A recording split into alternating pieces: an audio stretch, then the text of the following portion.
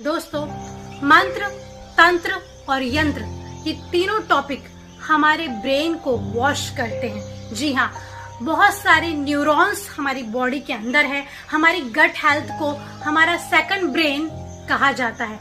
लेकिन इससे पहले आपको ये सोचना जरूरी है कि आप चाहे किसी भी रिलीजन से बिलोंग करते हो, आप चाहे नास्तिक हो, आप चाहे आस्तिक हो, आप किसी भी देश में रहते हो, किसी भी रास्ते पर जाते हो, लेकिन सबसे जरूरी ये है कि आपकी जिंदगी में एक मंत्र होना बेहद जरूरी है। जैसे कि 3 इडियट में ऑल इज वेल बार बार बोला जाता था, ऑल इज वेल। जिन लोगों ने ये मूवी देखी है उनको हमेशा याद होगा कि पॉजिटिविटी को क्रिएट करने के लिए और घबराहट को कम करने के लिए कुछ ना कुछ बोलना, अपने मन में जपते रहना जरूरी होता है।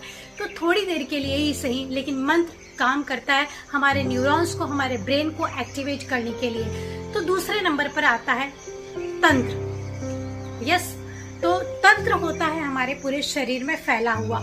पूरे शरीर में नसों का फैलाव है, नर्वस सिस्टम का फैलाव है। तो जब भी हम कोई कदम रखते हैं पॉजिटिविटी की तरफ, तो पूरा का पूरा शरीर एक्टिव होकर के कर्म करने के लिए उत्तेजित होता है। सोचना जरूरी है ब्रेन से, लेकिन कर्म करने के लिए पूरा शरीर एक्टिवेट होना जरूरी है। तो हमारा पूरा तंत्र एक्टिव हो जाता है मंत्र के द्वारा, मतलब हमारी पॉजिटिविटी के द्वारा।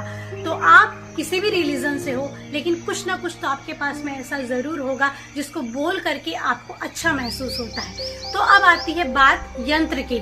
तो अगर आपने मंत्र और तंत्र का सही प्रयोग नहीं किया तो आपको जरूरत पड़ सकती है एक ऐसे यंत्र की जो हॉस्पिटल में लगे होते हैं। तो अगर आप बचना चाहते हैं मशीनों से, अगर आप बचना चाहते हैं अपने अंदर आने वाली बीमारियों से, और अगर आपको अनावश्यक रूप से यंत्र का प्रयोग नहीं करना है, तो याद रखिए मंत्र और तंत्र को।